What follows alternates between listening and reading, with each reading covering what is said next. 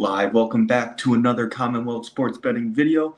Ethan, better known as Best Pie Bets on Twitter, coming back to you another MLB discussion video. Let's go, Joe. Oh, in the chat.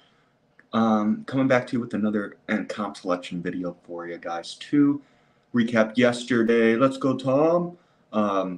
Detroit first five plus a half run plus 102. It was 5-3. They did not cover that, but try to get you a winner here today. But yeah, I mean, the Tigers almost came back to tie it, but hey, you know, sometimes offense gets going a little later. But going on to the next one. But yeah, it's still tough look for the NL wild card as many teams are going for it. Cubs are right now half a game back from that second wild card spot, along with the Reds, along with the Marlins, I believe. I don't know. I have to double check. But there's a big race going on in that NL wildcard spot. It'll come down to the wire. And hey, that's best time of year. You got football going on. You got playoff baseball coming up. That's what I think. You got the NHL season starting up. Let's go, Ray. Let's go in the chat. But yeah, no, you got the NHL season starting up. So hey, let's get it done. Let's have fun. And college football, of course. I totally forgot to say that. But yeah, hopefully, your teams are doing well and you're having fun rooting for them. Hey, it's fun must-see TV. I took a look at, I think there was a post on Instagram or something about the ratings, or Fox Sports posted the ratings for the Colorado State game that aired at 10 p.m. Eastern. Had the most viewers out of any college football game, over almost 10 million viewers. That's huge for a 10 Eastern game. Wow. 7 p.m. here in Arizona, but wow, it's crazy. It seems like Colorado's must-see TV, and there's that big game they have against Oregon this weekend. So hey, they're 20.5 point underdogs, which I feel like a lot of people are going to be taking the points with Colorado. So if you want to bet Colorado, I would do so now. I don't think the line will get, the line will only get worse for Colorado bettors, I believe. I mean, considering how popular it is. Let's go, Susan. Let's get it done. Have fun. Let's go. Oh yeah, the Dion effect is real, Sean. That's for sure. That's crazy. It's honestly ridiculous how many people are tuning in to watch it. But hey, it's good for the sport, good for the programs. But yeah, make sure you know if you're betting some of these games that hey, usually they're going to be the popular play, and most people are going to want to bet them because they like Dion and they like the program and everything like that. So you got to keep that in mind when looking at games and handicapping yourself and trying to look at other stats and stuff to help you understand the bigger picture, as lines will move throughout the week. That's for sure. As we noticed with the Colorado State game, it was 17. The moment they beat Nebraska, it was like 17.5, and then it got all the way up to plus 24 at a point, or to 24-point favorites against the Rams, Colorado State Rams, and that was a good game. So that's no wonder almost 10 million people tuning in to watch that. I mean, I would, that's for sure. I was watching it a little bit. I was watching them between that and the fights and stuff like that on Saturday. So, hey, a lot of good stuff to watch, a lot of exciting things happening next week. Ryder Cup next weekend. So, gonna be huge, gonna be a good end of September as it's fun. I think Ryder Cup, is must-see TV as well. It's always fun. It's electric. It's you see more emotion from these guys compared to regular PGA Tour stops, and they're playing as a team. You like to see that camaraderie, as well as how people like to represent their countries as well. So good stuff in the works here in the sports world. Other than that, it's going to be coming down to the wire with this wild card, and I'm here for it.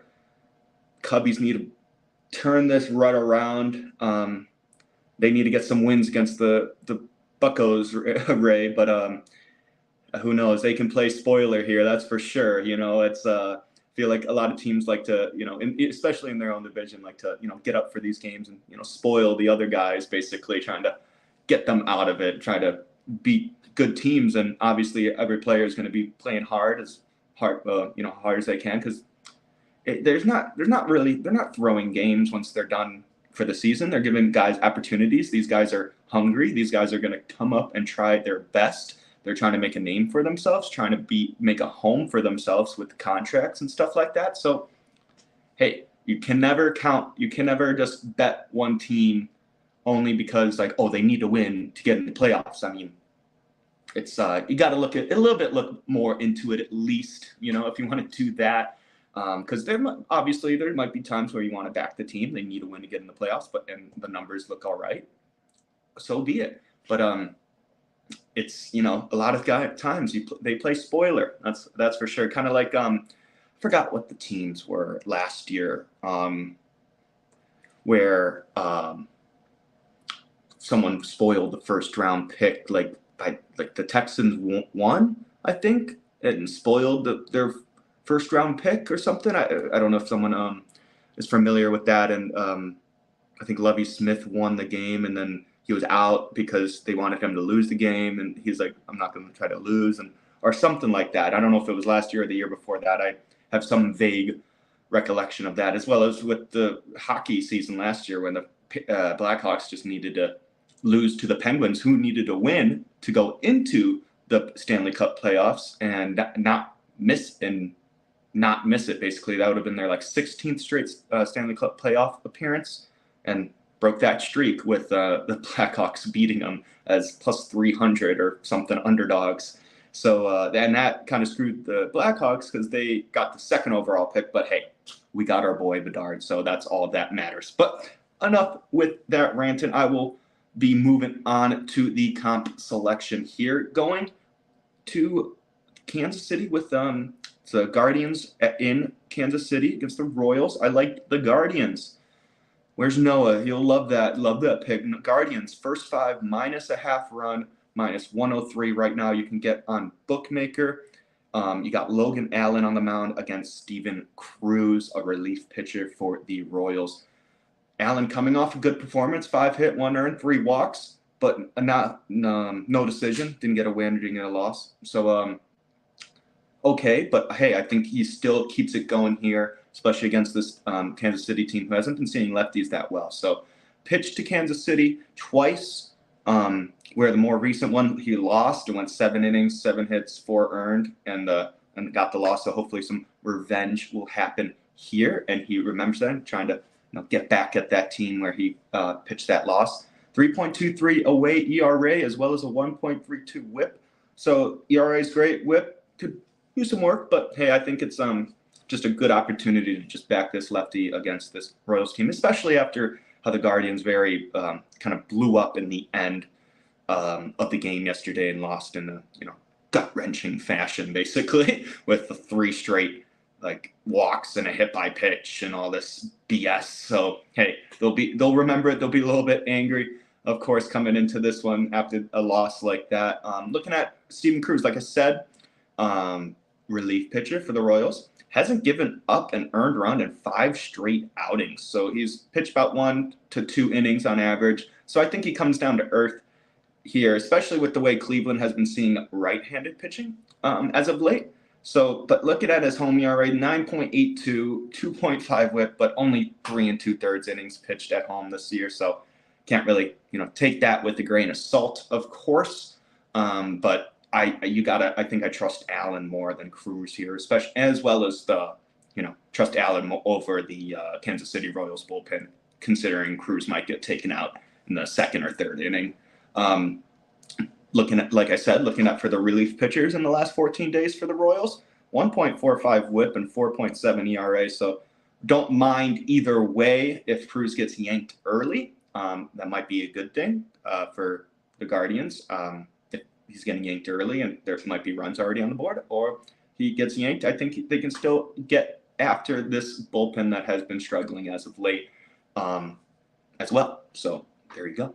looking at Cleveland, right-handed pitching in the first 5 in the last 14. You got 287 average, 343 weighted on base average, and 122 weighted runs created plus. That's good for 7th in the league. And considering you never know who they're going to take out of that bullpen, could be a lefty. I took a look at the left-handed pitching. Same thing, same parameters except versus left-handed pitching. 279, 355 weighted on base average, 132 weighted runs created plus. That's good for 7th as well in that time frame. So good stuff on looking at good hitting stats on both sides for the Royals. I mean, sorry, not for the Royals, for the Guardians.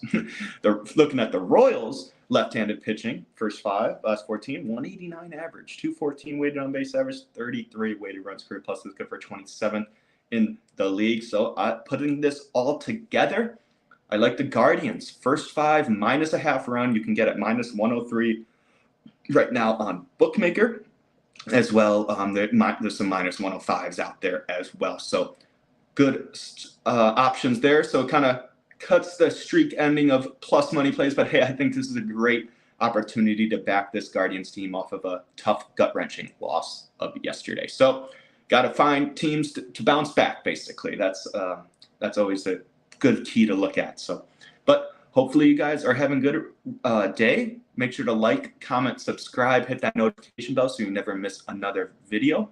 I will be back here tomorrow. It might be a little bit earlier. I do have a flight to catch to Chicago, so might be around, I believe, might try to do it 11:45 Arizona time, so 12:1, so 2:45 Eastern. So, but I'll post that on Twix. Make sure to follow us on Twix, X formerly known as Twitter, at CW Sports Betting, as well as myself at Best Pie Bets, as well as Ray at Ray Gray Fox. Ray dropped a nice little knowledge, little freebie, little comp selection for you guys on the Tweeterverse on the X Twix platform for the Ryder Cup. So take a look at that. But yeah, other than that, hopefully you guys are having a great day. Like I said, thank you for everyone in the chat. Ray, Susan, Sean High Octane Fuel, Tom D. Joe, let's go. Hopefully you guys enjoy the rest of your day, and I'll see you back here tomorrow. I'll post an update of when I'm going to do the time tomorrow as well on Twitter, X, whatever you want to call it. But all right, see you guys back here tomorrow. Let's go, Guardians. First 5 minus a half run, minus 103. Let's go. Let's get this done. See you guys tomorrow.